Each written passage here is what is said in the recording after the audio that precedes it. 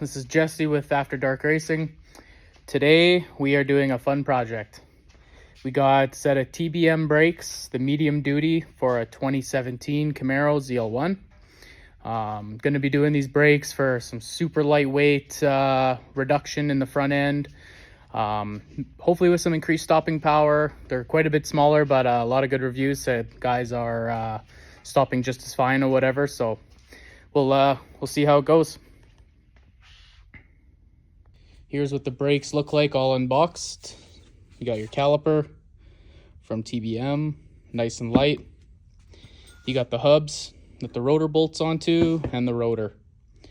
I went ahead and I weighed the rotor, the hubs, and the caliper, and it weighs 9 pounds. Obviously without the hardware and whatnot. So yeah, this is 9 pounds worth of weight. We're gonna, once we get the stock brakes off, we'll get that weighed too and get a nice video on that so you guys can see what the stock ZL1 rotors and calipers weigh, and we'll go from there. All right guys, we got our wheel off.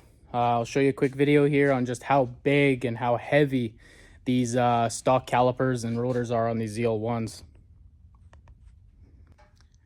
And that is them. They are big, the size of the difference. So with these on here, I'm gonna look pretty cool.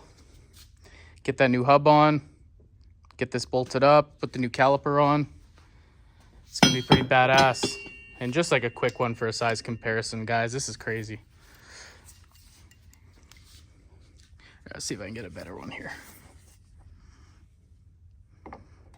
That's it. That's the size difference in those. So I'm super pumped to get these off and see what all this old setup weighs on here. And then we'll do some nice comparison on weight savings with this TBM front brake kit. There is one thing here too, guys. These bolts here, your caliper bolts, they are 18 millimeter, just so you know. Now the one thing that's going to be interesting, a little too soon in the video to tell, but these brake lines, obviously the TBM brakes came with the new lines. I got Keltrack coilovers in the front and rear of this car, so I had to do some modifications to make this bolt on to kind of hold the line in place. So we will see how that pans out once we get the new line and stuff on, and see what we can transfer over or have some kind of securing system that we could use for this. So we'll update when that comes. All right guys, so we got the caliper off. So I want to weigh this thing just to see what the caliper is on its own with brake pads still in it.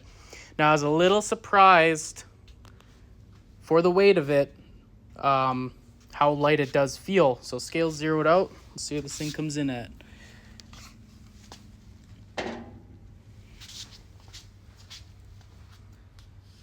£16 is with just the caliper on its own with pads and obviously a little bit of brake fluid left in it. That's what it comes in at. We're going to take this rotor off. Got this bolt here. It's a T30 Torx. So we'll get that, rip it off. Then we will take this rotor over to go get it weighed and see how much it weighs in comparison. Stay tuned. All right, guys, rotor's ready to come off. We're going to take it directly over to the scale and see what she weighs. That thing is heavy. There it is with the hub and all. Let's go see.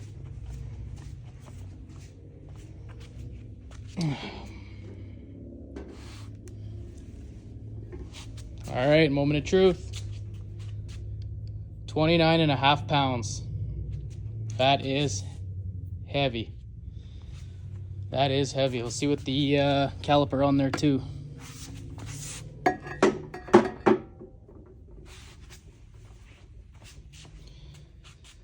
So there you go, 45 pounds. Okay guys, we got her all off. There it is. That's what we're left with. So what I'll do is I'm going to put the new rotors onto the new hubs, get them all torqued up. I believe TBM said it was 18 foot-pounds with some red Loctite. We'll get those on there. What I am going to do, I am going to hit this with a wire wheel or a wire brush, just get it all kind of cleaned up so everything's sitting nice and flush. Like, yeah, there's a little bit of a ledge there. So we'll get it all cleaned up, get it ready to install, and then we'll tune back in. once the rotor's ready to go on. Guys, so I did confirm it is 18 foot-pounds for these, and you got to make sure when this hub's laying flat that this bevel is facing to the outside. So that's going to be that. One thing make sure you guys always do is make sure you hit this all with brake clean after it's installed, so there's no shipping oil or anything on it. All right guys, just wanted to do a quick update on this bracket for the brake caliper. So here how it looks, there's a spacer that goes in here, and then here's the caliper with the part number facing to the outside. That's how TBM recommends it to be done. They don't mention anything about putting any Loctite on these bolts, but I am a fan of Loctite. I'm not going to put red. I'm going to put some blue on there just to ensure that they're nice and snug and not going to go anywhere when we're flying down the track. So yeah, I just want to give a quick update on that with the spacer and the part number facing to the outside. Just a quick update. This is what it looks like with the assembled rotor and hub on there, and then with the bracket in the back for your caliper. That's what it's gonna look like. Things gonna look bitchin'. Pretty excited to get this on. I just cannot believe the weight savings that this thing has to offer. Yeah, shout out to TBM Brakes on this. So I just wanted to mention to you guys, so they send you with a bunch of shims. Now I'm gonna show you what it's for those who don't know. So when you got your caliper on, got your caliper snugged up, and then you have your hub here with your rotor. It's kind of hard to do, but what you want to do is make sure that when your pads are in there, that the gap is fairly close in between the two. So we got our rotor nice and snug, and you can see the gaps off just a little bit. So what I'm going to do is add a couple shims in there to get that to absolute close to center as we possibly can. That'll just help with any premature wear on pads or anything like that, or any drag on the brakes. Is the last thing you want to do is put all this on, then your brakes are dragging, slowing you down on the track. So we'll get that shimmed up and get that rotor as centered as possible between the two pads, and then we'll be ready to continue on with the install. And also make sure that your bleed valve is always facing the top, and your line that runs in is going into the bottom, just so all the air can escape from up here when you're bleeding the brakes at the highest point. Hey guys, got our brakes on. Oh yeah, a little dirty too. Got our brakes on, got the calipers bolted up, and we got the calipers shimmed. So that's super important, so there's no resistance or premature pad wear on your brakes. Yeah, so we're gonna get ready to bleed the brakes here, and I'll just show you guys a quick video in the next slide here of how that shim looks and how perfect the clearance is between the rotor and the pads. All right guys, hopefully you can see this, but you can see on the left side of the pad there and to the right side of the pad, they're shimmed pretty close to identical. I tried one extra shim, one less shim, and didn't make a difference. So that's what we're going to be sitting at. Here's what they look like. Those are some badass looking brakes. Pretty excited for these ones. Gonna get my line and stuff hooked up, get all that ran. Yeah, get the other side apart and do the same thing, repeat the process, and then we'll get these brakes bled and give these things a try.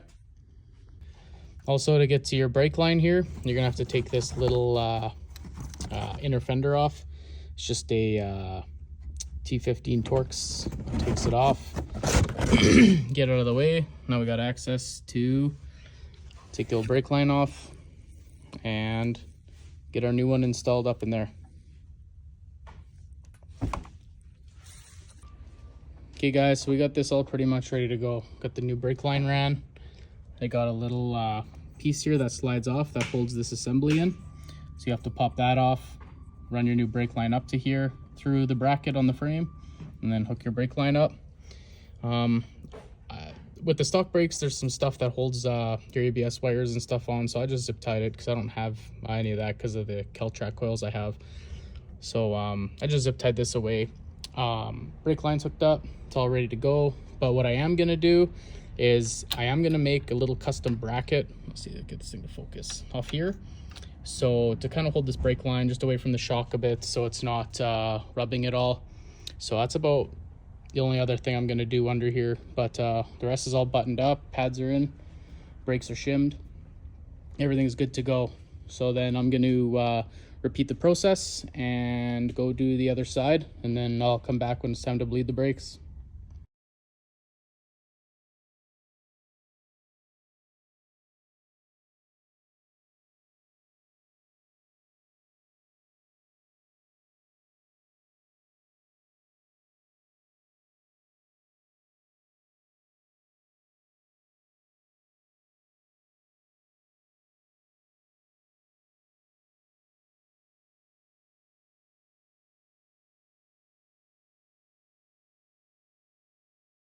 Hey guys, good morning.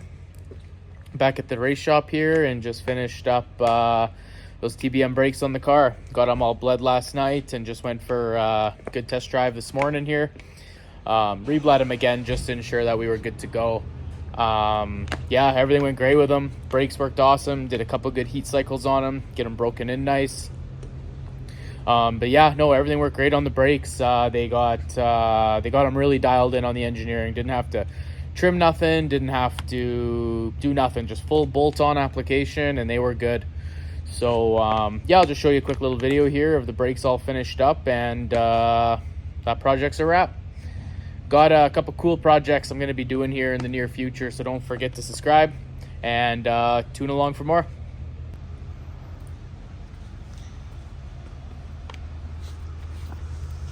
Man, those things look badass.